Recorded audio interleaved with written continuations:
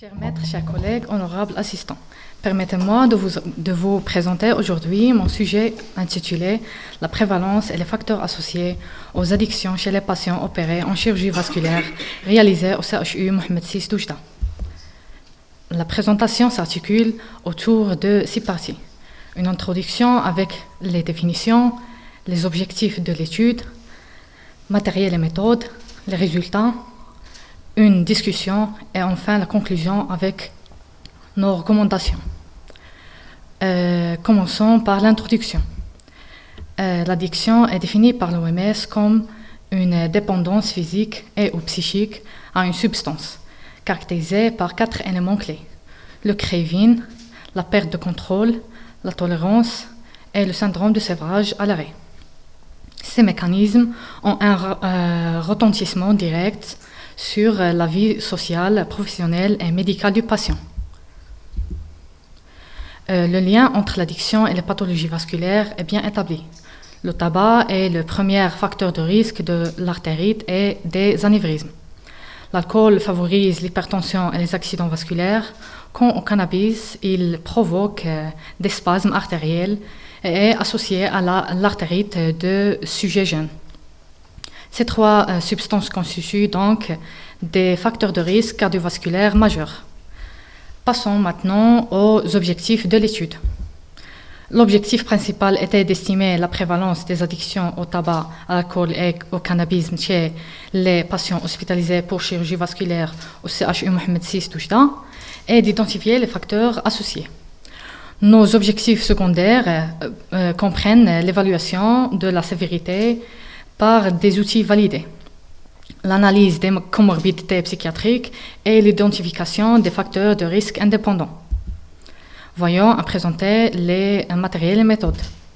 Il s'agit d'une étude transversale descriptive menée sur une période de 6 mois dans le service de chirurgie vasculaire du CHU Mohamed VI d'Oujda, auprès de patients adultes opérés dans ce service. Les patients inclus devaient avoir au moins 18 ans, être hospitalisés pour une chirurgie vasculaire, avoir donné leur consentement éclairé et être en capacité de répondre aux questions. Étaient exclus les mineurs, ceux qui refusaient de participer et les consultants externes non opérés. Nous avons utilisé le test de Wackerstrom pour évaluer la dépendance au tabac et le score audit pour l'alcool. Pour le cannabis, nous avons utilisé le CAST. La dimension psychologique était évaluée par l'échelle HATS pour l'anxiété et la dépression, complétée par un questionnaire socio-clinique recueillant les données démographiques, les antécédents médicaux et psychiatriques. Voici maintenant les résultats. Nos populations comprennent 62 patients. Elle est majoritairement masculine, avec un âge moyen de 57,7 et plus de la moitié des patients âgés de plus de 60 ans. Près de 3 quarts sont mariés, et près de la moitié sont retraités et presque 60% sont non scolarisés. Cette partie présente la répartition des pathologies vasculaires et les types d'interventions réalisées dans notre étude, dominées par l'AOMI et le pontage. Concernant le tabagisme, 70,4% des patients sont fumeurs actuels ou anciens. Parmi eux, 67,7% sont fumeurs actifs, avec une moyenne de 28,5 paquets année. Le score de Wackerstrom révèle que plus de 60% des fumeurs actifs présentent une dépendance moyenne, tandis qu'environ 34% ont une dépendance faible.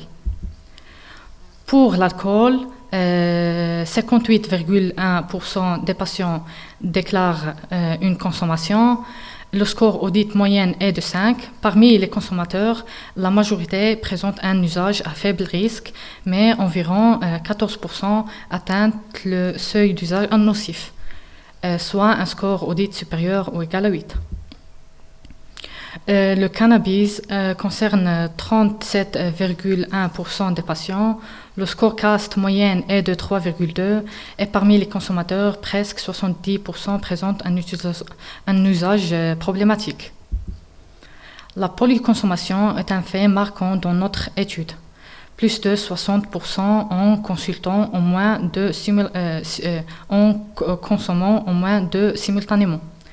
L'association tabac, alcool, cannabis concerne 16,1% des patients.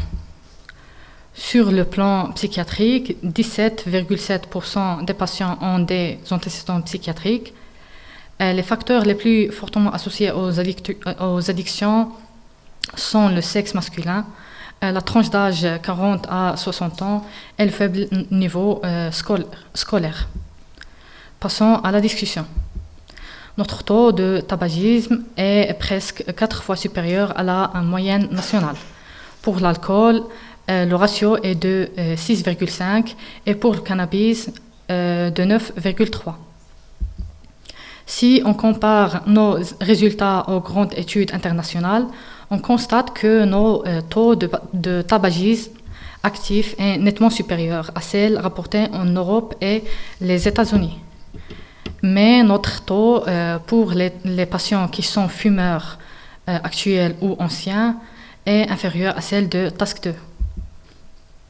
Pour l'alcool, notre taux de 58,1% dépasse largement les données européennes. Pour le cannabis, notre taux est 3 fois supérieur à l'étude canadienne. Concluons avec les recommandations. Bien que notre étude comporte certaines limites, notamment un effectif actuel de 62 patients qui reste modéré, il s'agit d'une étude toujours en cours. L'inclusion de nouveaux patients se poursuit activement afin de renforcer la puissance de nos résultats. Le design transversal ne permet pas d'établir de causalité et le caractère monocentrique limite la généralisation des résultats à l'ensemble du territoire. En conclusion, la prévalence très élevée des addictions chez les patients impose d'intégrer systématique leur dépistage et leur prise en charge au parcours préopératoire vasculaire. Ces enjeux de santé publique conditionnent directement leur pronostic vital et fonctionnel. Nos recommandations sont au nombre de 4. Premièrement, mettez en place un screening systématique à l'admission. Deuxièmement, instaurer une consultation addictologique préopératoire. Troisièmement, établir les protocoles de sévrage tabagique et alcoolique en préopératoire. Et quatrièmement, former les équipes soignantes au réparage et à l'accompagnement des comportements addictifs. Voici les principales références sur lesquelles s'appuie notre travail et je vous remercie.